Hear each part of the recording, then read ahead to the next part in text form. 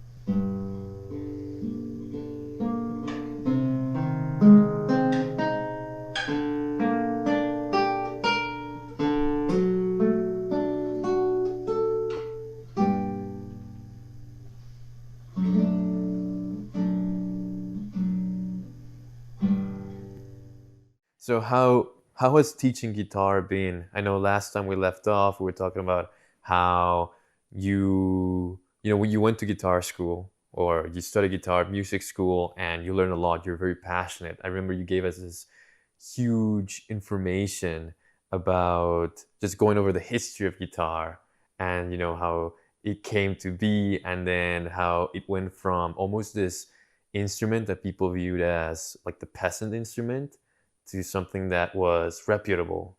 And you kind of touched on it when you talked about the composer. Yeah, yeah, yeah. So, man, you said a lot of things there. I know. How's teaching been? So teaching, that one is a little less lately, unfortunately, just because I've been moving around so often, right? Mm-hmm. After leaving Calgary, moving to Winnipeg, and then having to move back home. I'm still teaching a bit. Like, I have 2 students right now, which I'm very thankful for because I do really love teaching, inspiring people, inspiring students, and seeing them grow. I absolutely love that. And I do have 2 really good students, so I'm very fortunate. Not as teaching as much as I was when I was in Calgary, just because, moving around, Right. right? Yeah, and you got to pick up those students back up too. Yeah. So, I mean, which is fine. I think I'm in a new chapter, right? Like, gonna go back to school and kind of still teach, but just change things slightly, right?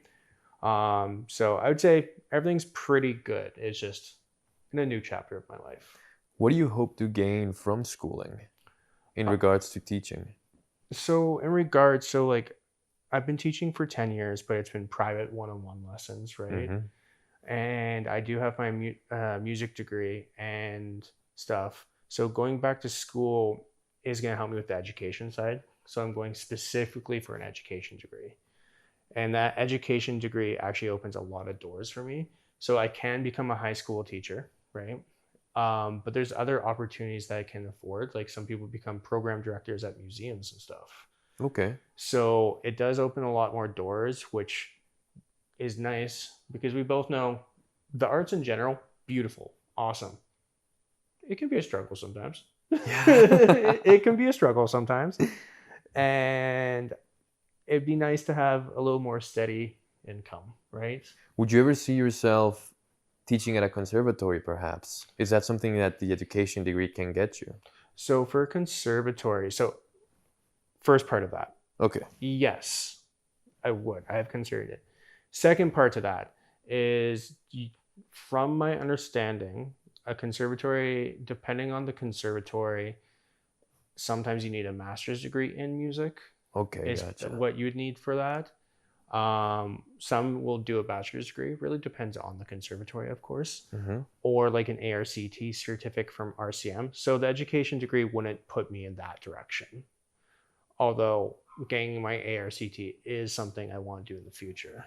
Definitely. I mean, if it gets you to a place where you can have this higher education and be able to interact with different people and new experiences, and in a setting where it's always innovating, always feel like they're focusing on innovating and innovating, that'd be a lot of fun. Yeah. Yeah. Another reason I would say why I like teaching a lot is because just being around like minded people, like you Mm-hmm. said, because I'm always being inspired and also being pushed to grow, right? Because everyone there typically is like experts in their field, they're passionate about what they're doing, they want to support each other, and they're always like teachers are still students. Like we are still students. So I'm never stop growing and learning. And I think no one should. I think everyone should always grow, right? What do you think is one of the most important lessons that you learned from teaching? That's a hard question, actually. Give me Uh, one important lesson. yeah, because there's a lot, I would say. Yeah. One that I could think of right now is everyone is so unique and different in their own way. And what that means as a teacher is it challenged me to look at something in multiple different perspectives. And that makes me learn more because I'm looking at something that I might have only looked at one or two ways because of the way that I think. But then now I have to tackle this one thing multiple different ways for multiple different students. And that makes me understand the material more or the piece or whatever I'm teaching at that time at a greater length because Right. I have to be able to translate, let's say, how to do a scale or learn this piece or whatever to 20 students or 30 students or whatever, but they all learn differently because they're all unique, they're all different. And that's awesome. It's also hard, but it's awesome, right? Yeah. Because we're all different. Puts your passion to a test.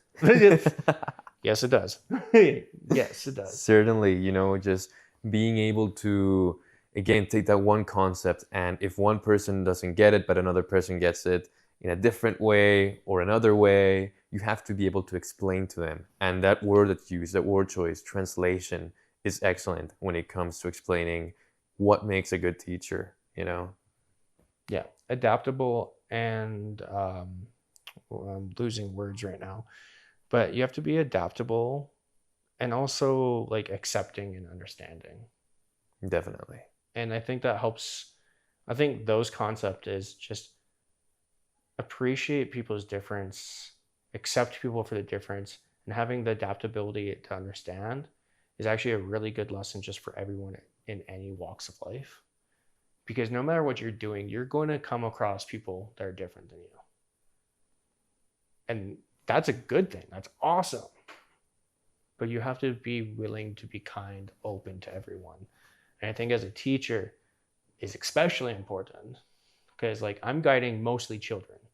And my job is to guide them and hopefully make them like, yes, I'm a music teacher, but I know most of my students aren't going to be professional musicians, right? My job is really to hopefully inspire them to be better people and kind people and spread joy in the world. That's what I want. And I think dealing with all these different students that come from different walks of life, that really teaches me that to have compassion for every individual. Patience. Lots of patience. Lots of patience. Yeah. Patience is a good one. It'd be difficult for me to be a teacher. Oof, patience is tough to come by. Are there any other instruments that you might be interested in learning down the line? Yeah, I've always been interested in learning other instruments. It's just, really hard with life, right? Mm-hmm. Being a concert guitarist, that takes a lot of time. And obviously teaching takes a lot of time. So it's been really hard to pick up other instruments. But like I would like to get better at piano. Like I know very little piano. Yeah, I'm not a pianist, but and cello. I think cello is a beautiful instrument. Like it's gorgeous. Yeah. Um, yeah, I think those are the two that always come to my mind. One thing with my education degree is I do have to learn techniques for different instruments because obviously I'm going to be teaching different instruments. So I'm going to learn a little bit about brass. I'm going to learn a little bit about woodwind, a little bit about percussion, a little more about singing and stuff. So I will get a little more of a, we'll say, repertoire. Which one are you looking less forward to? Less forward to. Yeah. Oh, Singing?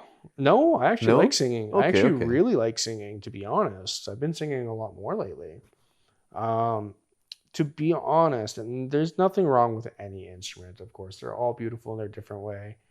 But I think brass and woodwinds, not because they're bad, it's just I know nothing about them because they are a completely different world than the guitar, They are a different ball game. right? Because when it comes to percussion, Mm-hmm. well, rhythm transfers to everything. You kind of have that on the guitar too if you're, if you do a technique where you slap it. Absolutely, yeah. There's guitar has been a percussive instrument in many different styles, like flamenco is one of them, right? Mm-hmm. Or gypsy jazz. Yeah. But like brass, since there's no strings and you have to literally use your air inside of you to come out, and then I'm using this, my embouchure. Yeah, I would say I'm the least excited for them. I'm excited to learn about them because I think it will still benefit me just to know in teaching and just also working with other musicians. But definitely the most nervous about because I have like a very, very limited knowledge with these instruments. I used to play flute. That's the first instrument that I truly learned. Cool. But this was way, way back when I was a kid. And I remember that the toughest thing about it is the mouth. How to properly get that shape going. Yeah. Yeah. So, and each different woodwind and brass instruments has like a different mouth shape. So kind of keeping that and knowing it until it becomes muscle memory. That's going to be tough. Yeah. And I don't know how much I'm going to be expected to play, like, because they're just technique classes, so I can help teach. Yeah. But yeah, that's absolutely something what I'm nervous about is because the embouchure, the shape of the mouth, is something obviously I've never done. Right. And on top of that, like the guitar, like I was taught, and I always try to in my music to breathe when I play and breathe with my music, because then it helps things flow. But the guitar, unlike other instruments, is not required to play the guitar, right? I don't have to breathe with my music to play guitar. It does make it better. I don't have to breathe and plan my breathing to make a sound. While as a brass instrument absolutely has to know when to breathe, how to breathe, why to breathe. Same with woodwinds, right? And like, yes, there's circular breathing, but that's an advanced level technique that a newbie on a brass instrument is not going to be able to do. What music do you play? Like what type of workout mix do you have? Oh, that changes all the time. Yeah? But right now I'm listening to a lot of like feminist punk, feminist hip hop, fem punk. So, and other stuff too, like more kind of, I don't know how to describe it, but like darker hip hop too. So like West Coast, Delilah Bond, Sky Daddy, but Daddy spelled with an X, stuff like that. And I've been getting in more into punk lately too. So I just discovered Bad Brains. So cool, like older punk, like actual punk. So like, yeah, I'm all over the place. Sometimes I'll put on like post-hardcore music, like Dance Gavin Dance. Sometimes I'll listen to folk music. Sometimes my music changes all the time. Yeah. But I typically like listening to, we'll just say, loud, angry music. Yeah, that gets you far for sure. Yeah. I just I built mine out of like 80s classics. Oh Like I yeah, feel like I mean Cobra Kai or something, listening to that type of stuff. that's cool. Yeah, Yeah, I used yeah. to listen to a lot of like 80s and 90s and 70s music. Hmm. Yeah, like hair metal is what I used to listen to a lot. That's what I listen to. Yeah, yeah, Yeah, Scorpions or even Kiss. Kiss is glam metal, but still. What else? Why Cinderella is another good band. yeah. Hair metal, hair metal. Twisted Sister. Yeah, like Twisted Sister. All that stuff is great. They're so good, right? Rat is also awesome. I love Rat. Hmm. Yeah, I used to go through a big phase. I just haven't listened to it for a while. I've been going through a lot of like actually new music that people are like listening to. Like Jaguar Twins is super cool. And also like electronic music I've been getting into. So like funk or folk, Nice. like F or not F, sorry, PHONK. Okay. Yeah. It's a genre of like electronic music that's fun. So I've been listening to his name is Daigo. Super cool stuff. I've been trying to. Well, I'm always looking for new music. Really, I don't build playlists on a genre. I build playlists on the seasons. So whatever Oh, I feel would fit like summer best, which is reflective of the day, I put it on. It's typically more popular music, kind of like music that you listen to on a road trip with your friends. yeah, yeah. Fall music is more like 90s, 70s type of stuff. Cool. I'm talking like 70s rock Yeah, and yeah, yeah. 90s alternative. Yeah, yeah. Yeah. And then winter, I try to keep winter more reggae type of Oh, music because keep I want your to feel warm, yeah, yeah, keep the Yeah. vibe alive. Exactly. Yeah. And then springtime is more independent, I'd say, more folky. Okay, Yeah. yeah, yeah, yeah. With spring, I get away with a lot of experimental stuff just because it fits the mood better. Okay. But I've met a lot of people who just pick one genre and that's like their entire playlist and they don't move out of that genre. And that's sad. It is. I mean, like, it's fine if you do it every once in a while because sometimes I'll get into a little stint and I'm just listening to hardcore for like a month or two. But if it's the only thing you listen to, no. Yeah, like you're shielding yourself from so much else. And there's so much good music out there Exactly. in every genre, Yeah. right? Like, God, I wish I had all the time in the world just to keep listening and to all the stuff because there's so much good stuff in everything. I keep discovering new music every day. And I can't fathom just to listen to one single genre. Speaking of discovering new music, I bet a lot of people are discovering you right now because you've been having concerts around Grande Prairie. How's that experience been like? So how do I say this? I'd say, yeah, people have been discovering me, but I'm from Grande Prairie, born and raised. Mm-hmm. So coming back here, like a lot of people just knew who I was. Well, that's okay. It's a rediscovery. Rediscovering, yeah. And I've been performing like at open mic nights, but tomorrow I have a concert, Okay. which I'm excited for. I feel like I'm pretty prepared overall. What did you prepare? Okay, so some Francisco Tarraga, Leo Brower, a Japanese piece, Sakura Variations, some Giuliani, and then 2 arrangements I did. One of the main theme from Final Fantasy VII and Radiohead. Nice.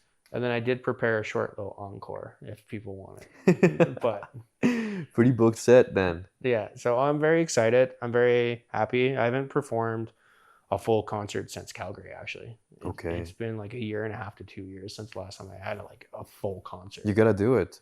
You gotta Yeah. do it. You gotta break the record. You haven't done it in a while. Just hit the stride going. Yeah, I'm excited. I mean, it's going to be a little hard to perform after September just because school, right? It's a Right. lot. Not giving up playing, obviously, but, your life goes through different stages.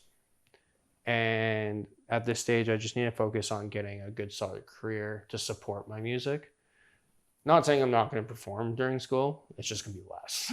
Right. Right? Yeah, because you have different priorities and different things coming at you. You got to deal with deadlines. With death, yeah. And I don't want to waste my time and money, right? So I'm gonna there's an analogy that I tell all my students that I think really works just for everyone in life. It's called the 4 burners. Mm-hmm. Basically, imagine that you have a propane stove or a gas stove, whatever it runs on, it doesn't matter. And that gas, there's 4 burners on it. And the power supply only comes from one power supply. So you can't turn every burner up to 100%. That doesn't work like that, right? Right. So in different stages of life, or even day to day or week to week, one burner, let's say, could be your health. One burner could be your social life, so love life, friends, family. One could be work or school. And then the other one could be hobby, so whatever that is. Like, I don't consider music a hobby because that's kind of like a career for me. But let's say just put music there for me. So in some cases, I have to turn up the burner for music, like right now, because there's a concert. That means everything else goes down. Social life, health, unfortunately, sometimes you just sleep a little less, or working, right? And then when I go to school, I'll have to turn that music burner down a little bit so I could put more energy into school, because that's what's required at the time. And then sometimes I might have to put a little more in the health because maybe, there's exams or there's a concert. Now I can sleep. So that's how I view life, is just like, everything comes in ebbs and flows. Sometimes you have to prioritize different things, and that means you could turn one burner up, but that also means you have to turn the other burners down. Right. Because there's only one power supply, you, right? And you can't put 100% in everything because, it's just impossible. So balancing that power supply into each. And when I'm in school, I'm going to put as much as I can into music because, I'm never going to give up. I love music, right? But the priority is school. So that's probably going to get most of my time. And music might be 5, 10, 20% or 0 on some weeks because exams. Yeah, definitely. But yeah. Yeah, it's something that you got to balance and really schedule it out, and be aware that sometimes other things might have to take priority and that you won't have time for everything, and be content with that. Really appreciate the time you get. Let's say when you got to focus on that big burner that is school, so you really appreciate that time with guitar. Yeah. Yeah. And honestly, that's something I'm noticing is we all have to balance our life, right? And when you have other things, your life is more fulfilling, right? I'm building a great community in Grande Prairie. There's a lot of good people here, a lot of great people here. And I'm actually putting time and effort to build great connections. That's fulfilling. I'm also putting a lot of time and effort to go to the gym regularly. That's fulfilling, feels great. I'm putting time and effort to work. Also fulfilling. And then when I go play guitar, even if it's I used to practice 2 to 3 hours, sometimes more a day. Now it's maybe 20 minutes to an hour and a half, depending on the day. But that time I get to play, I actually put more effort in sometimes than the 3 hours that I used to. And I see more coming out of it. Sometimes I feel like I get carried away, and that 1 hour isn't enough. Yeah. Yeah, dude, I get it. Yeah.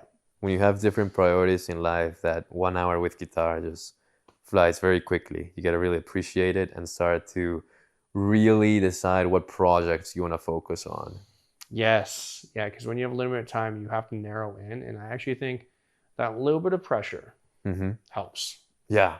because it pushes you forward to reach your goals. Yes, yes. Because if you have no pressure or anything, you can just be fluffy and do whatever you want. And you know what? If you just want to pick up guitar or whatever instrument for fun, nothing wrong with that. But if you have goals, it's good to have that just a little bit of pressure. Not too much, because too much pressure can also make you overwhelmed, but just a little bit. And I think that forces people, at least it does me, to, oh, okay, this is what I have to do. I don't have time to do X, Y, Z, W, right? Right. It's this. Narrows it down. Yeah. So I think that's a good thing. And where are you planning to study this education at? The University of Alberta. Nice. Okay, so down by Edmonton. Yep. Hopefully I'll stay in Edmonton. I think Edmonton's a great city. Mm-hmm. Great music scene. Really, really good punk and metal scene, which I'm so excited for. But yeah, the U of A, I mean, I don't really need to talk about it too much, just because like we all know it's a good school. Yeah. Like if you're looking at universities, it's one of the universities you look at, because it's been there for a long time, and it's a really good established school, great teachers. Well, great sports, but how about the music scene at U of A?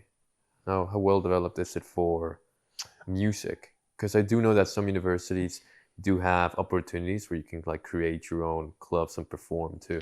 Yeah. I haven't looked too much into it. I know there are music clubs. Mm-hmm. They do have a music program there, obviously. I do know the music program is pretty good there. Last I heard about the classical guitar program there, it's not super big. It's not bad, it's just not big. But I don't really know much about the music scene within the university. I will be absolutely exploring that, because I'm still technically a music student, because I'm a music education student. Right. So I will be taking some music classes because I have to. So I'll be exploring that, because building connections in community, and also just music is my life. Even though I'm going to be a teacher, I won't be surrounded by music and art. So we'll see how it goes, right? I'm sure it's great. Yeah, we'll see what happens. Edmonton sounds like an exciting opportunity, and it takes a lot of courage and determination to go back and look forward to a different, opportunity out there. Mm-hmm. So I'm excited to see what happens next. Yeah. You and me both, dude. Tony, thank you so much for coming into the show again. It's been great to have this follow-up interview with you. It's amazing to meet up again in Grande Prairie. I mean, I know you were born and raised here, but primarily we've done the show in Calgary, so I'm glad to have this opportunity to come here to Grande Prairie and reconnect with you. Absolutely. Thank you for bringing me on the show. And you're meeting a lot of cool people. Yeah, that's the best part about it. Good. Yeah, I'm happy to hear that you're enjoying your career path. So that's great. Well, thanks, man. Thank you so much. Yeah. And thank you guys for watching another episode of Authentically Albertan. We'll catch you in the next one. Stay authentic. Well, and that wraps up another episode of StoryHive On Location Calgary. If you've got a story and want to be featured, don't forget to scan the QR code and apply to be a guest on our show. Stay tuned. See you next time.